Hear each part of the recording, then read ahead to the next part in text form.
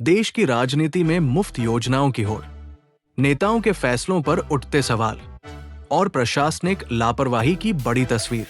कहीं केजरीवाल मॉडल की राह पर चलती पार्टियां, तो कहीं ममता बनर्जी का लक्ष्मी भंडार चर्चा में, नीतीश कुमार का अचानक नामांकन और 8 घंटे तक हवा में उड़ता विमान, और अब विष्णुपद कॉरिडोर को लेकर नई बहस।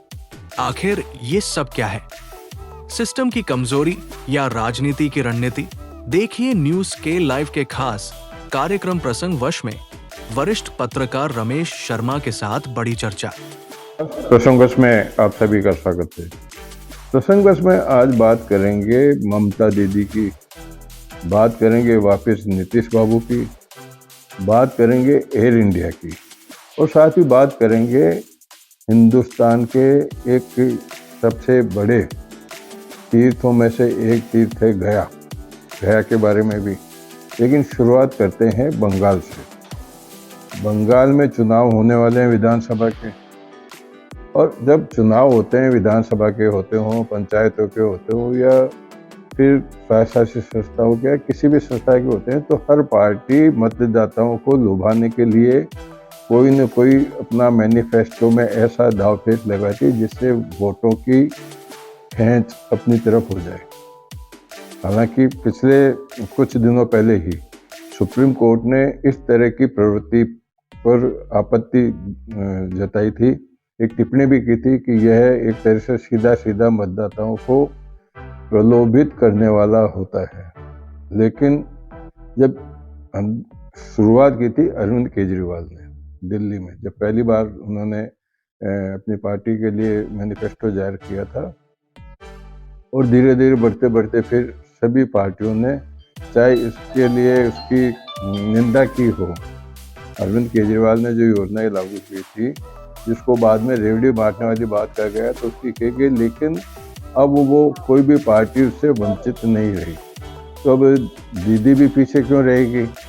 दीदी ने भी आज अपना एक 10 सूत्रीय प्रतिज्ञा पत्र जारी किया है, एक्स पर जिसको जारी किया है, उसमें उन्होंने उसी तरह की कुछ घोषणाएं की है जो महिलाओं के लिए, युवाओं के लिए हर पार्टी करती रही है। यानी कि महिलाओं को 1500 रुपये प्रति माह, 18,000 रुपये साल के,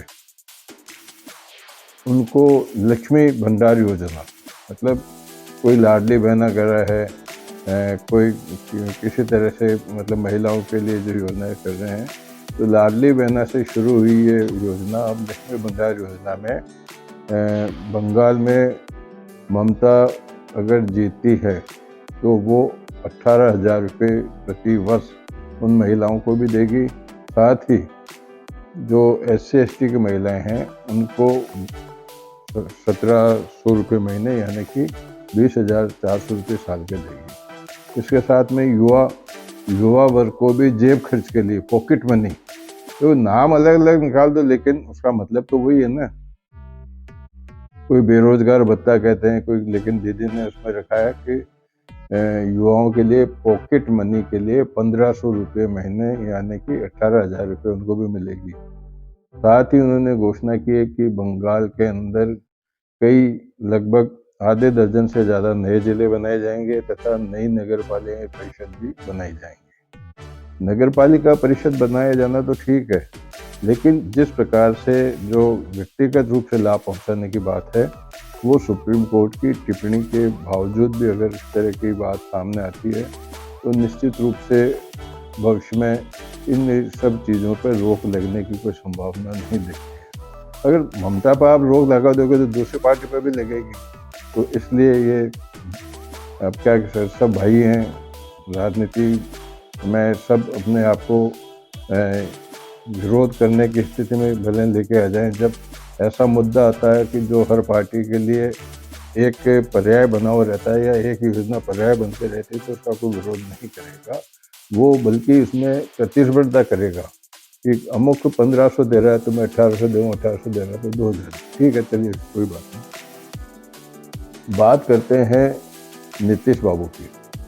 नीतीश बाबू का मन बिहार में ही अटका रहेगा ऐसी अटकलें इसलिए लग रही है कि राज्यसभा की, मैंने बताया था आपको, राज्यसभा के चुनाव हो गए, परिणाम हो गए, जीत भी गए, लेकिन फिलहाल उन्होंने त्याग पत्र नहीं दिया है और संभवतः जो सूत्र बता रहे हैं 14 अप्रैल को ही वो त्याग पत्र दे सकते हैं, लेकिन इस बात की कोई गारंटी नहीं है कि वो त्याग पत्र देंगे ही देंगे। उसका प्रमुख कारण क्या है कि अभी अचानक उनकी जो पार्टी है जेडीयू, जनता दल यूनाइटेड, उसने राष्ट्रीय अध्यक्ष के चुनाव की अधिसूचना जारी कर दी एक बैग अचानक, और उसमें अब 24 तारीख को मतदान होना है, 22 तारीख तक नहीं 22 तारीख तक नामांकन करना है, 24 तक जांच होगी, उसके बाद में चुनाव होंगे, लेकिन कल तक नाम भरना है क्योंकि नीतीश बाबू अपने पुत्र की समृद्धि यात्रा के अंदर व्यस्त हैं। ऐसी स्थिति में उनकी तरफ से संजय झा जो राज्यसभा सदस्य हैं, उन्होंने आज दिल्ली में राष्ट्रीय कार्यालय में उनके राष्ट्रीय अध्यक्ष के नामांकन को प्रस्तावित करके वहाँ प्रस्तुत कर दिया। इससे लगता है कि नीतीश बाबू का मन वहीं है।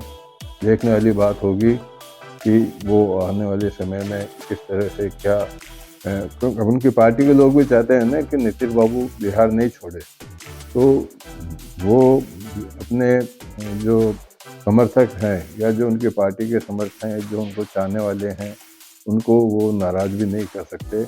हो सकता है कि इसीलिए उन्होंने एक विकल्प ढूंढा हो, लेकिन कयास ही लगाया जा रहा है कि क्या कुछ होगा, कुछ कह नहीं सकते। बात करते हैं बिहार की।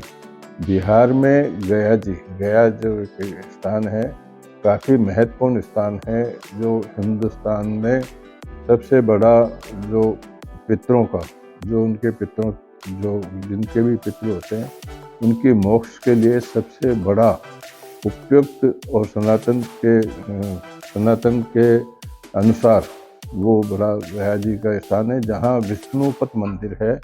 विष्णुपद मंदिर में अब जो समृद्धि यात्रा निकल रही है, उसमें आज सम्राट चौधरी जो उप मुख्यमंत्री हैं और हो सकता है भावी मुख्यमंत्री भी हों, उन्होंने घोषणा की कि विश्वनाथ मंदिर, काशी विश्वनाथ मंदिर, उज्जैन के महाकाल मंदिर के तर्ज पर ही विष्णुपद मंदिर पर कॉरिडोर का निर्माण किया जाएगा, और बनना भी चाहिए।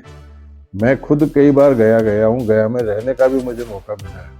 गया में जिस तरह की गंदगी का साम्राज्य है, जिस तरह की अविकसित गलियां हैं, और विशेष रूप से जहाँ पितरों को तर्पण करने के लिए जब लोग पूरे हिंदुस्तान के अभी 7 पक्ष में पहुँचते हैं, उनको कीड़ी की जैसे निकलना पड़ता है। ऐसी स्थिति में अगर सम्राट चौधरी ने घोषणा की है तो निश्चित रूप से उसका स्वागत किया जाना चाहिए। जो लोग वहाँ अपने पितरों के मोक्ष के लिए जाते हैं, उनको वहाँ सुविधा मिलेगी अगर इस तरह का जो सम्राट चौधरी की जो योजना है वहाँ पर कॉरिडोर बना रखी अगर साकार हो जाती है। अब बात करते हैं हम हर दिन कुछ न कुछ एक गैप के बाद में यह सुनने को मिलता है कि हवाई जहाज़ में ऐसा हो गया, हवाई जहाज़ की गलती से ऐसा हो गया, यात्रियों को परेशानी भुगतनी पड़ी।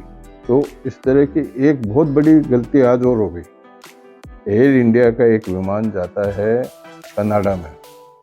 कनाडा जाने के लिए अब जो विमान होते हैं, विदेशी जो एयर ट्रैफिक के जो नियम बने हुए हैं, उस नियमों के अनुसार जिस देश के अंदर जिस कैडर के या जिस एक मापदंड के अनुसार जो प्लेन जाता है, उसको ही वहाँ जाने की परमिशन दी जाती है। कनाडा में जो आज दिल्ली से विमान जाने वाला था, वो था 77720 था, जो वहाँ जाने के लिए उपयुक्त नहीं था। वहाँ चाहिए 777-300 UR, वो था ER, ये है UR। लेकिन जब 7 घंटे और 58 मिनट तक आसमान में वो घूमता रहा, तब एयर ट्रैफिक वालों को ध्यान में आया, 4 घंटे जाने के बाद में उनको ध्यान में आया कि यह तो वहाँ जाने के लायक ही नहीं है, इसको वहाँ उतरने की परमिशन नहीं मिलेगी। ऐसी स्थिति में उसको वापस मंगाया गया, यानी कि 8 घंटे तक यात्री हवा में उड़ते रहे, अंतोगत्वा उसी स्थान पर आके पहुँचे दिल्ली में जहाँ से वो वापस रवाना हुए। तो ये अगर सावधानी बरतने के लिए अब ऐसी बड़ी-बड़ी गलतियाँ भी हो जाएगी। आज बुकिंग भी होती है, उसके लिए एक वारंट भी निकलता है, वारंट जारी होता है कि भाई ये प्लेन वहाँ जाएगा, इसको चेक कर लिया गया, जिसकी जिम्मेदारी होती है वो हर चीज़ को देखता है। लेकिन इस तरह की गलती हो जाना, यह कहीं न कहीं चूक साबित करता है और ऐसी स्थिति में आवश्यकता इस बात की है कि एयर इंडिया ही नहीं, सभी विमानन कंपनियों को इसमें सतर्कता बरतनी चाहिए और तत्परता से इस प्रकार की खामियों को रोकने का प्रयास करना चाहिए। आज के प्रसंगवश को यहीं विराम देते हैं। कल फिर किसी प्रसंग के साथ मैं आपके सामने उपस्थित होऊंगा। नवरात्रा के द्वितीय दिन माता ब्रह्मचारिणी का दिवस होता है। ब्रह्मचारिणी माता की जय हो और आपको अत्यंत खुशी का एहसास हो। माता जी की कृपा आप पर बनी रहे।